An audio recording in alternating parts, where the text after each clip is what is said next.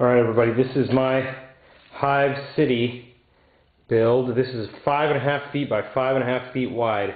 Almost 6 feet. If you count the bottom base down here, it is 6 feet. I use the Fortress of Redemption towers for the ends. As you can see, it's massive. This thing is so big. It stands about 3 feet tall. This is a front gate here. You'll have room for a sponson on top there. The ways in will be through the door.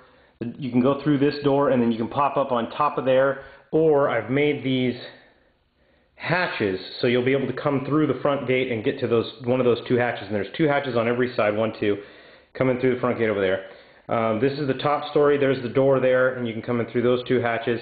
And there's another sponson area which will have another hatch up there, and then there'll be one there. So there will be multiple ones. This is 8 pieces. It's made out of steel. I work at a sheet metal manufacturing place during the day, so they're kind enough to let me use their facilities. The top and the bottom stories are the same thing. They're built from the Fortress of Redemption top lining towers, and then these are the Shrine of the Aquila parts also. And then these are pieces that I've designed and made myself to kind of fit with the thing and fill in gaps and things that I needed to fill in. But otherwise, it's pretty done. I've got to make some sealers for the edges that will hold these two edges together, crimp them so that they're nice and tight. And I've got to make 2 more of the Redemption end caps there, and then some fillers for the end caps there. But otherwise, this is finished. I would show you the other sides, but they're all pretty much identical. There's 2 different sides. There's this side over here, which has an outcropping, and this one has an incropping, built kind of the same way. But yeah, anyway, it's undercoated with a red primer, and then I use 3 different colors of silver from bottom to top, so it will kind of give it a fade from dark to light, or from light to dark rather. And then these will be painted gray and then highlighted with airbrushing. Same thing with the doors here; they'll be painted gray with airbrushing highlight.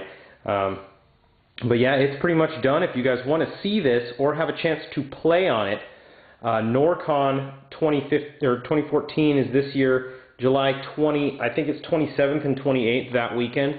If you want to get on that, please contact me through my YouTube channel, or my buddy Anthony Hanner through his Facebook page, or you can just go to the NorCon website and check that out. And you might have a chance to play on this. They're going to have a giant APOC battle with this being the centerpiece.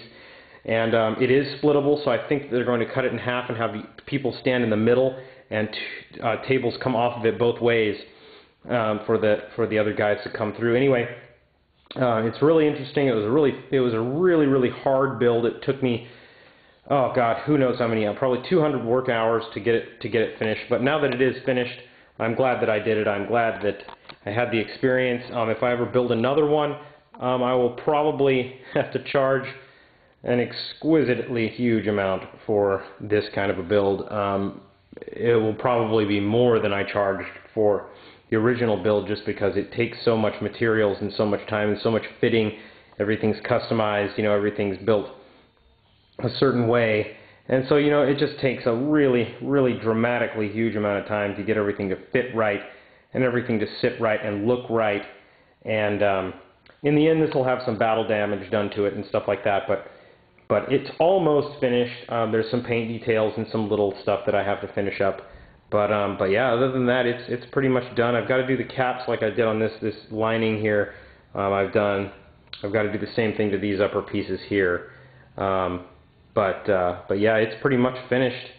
We're thinking about doing a centerpiece. I left this open so that we could have lighting come through it, but I think we'll probably add a centerpiece to it. Make it just 1 stage taller, and I can do that pretty easily. And then there will also be outlying walls attached to this that will come out farther. If you can imagine, the tables will come off of these corners here, there, and then one back there. And then all those tables will have another fortification wall, an outer wall on each one of those. So anyway, it's a pretty huge, giant build. If anybody is interested in one of these builds, please don't contact me. I really don't want to build another one. If I do build another one, I will pre-build it and then sell it when it's built. I don't want to be on a timeline. Anyway, thanks a lot, everybody, for watching, and stay tuned for more cool vids. Thanks a lot.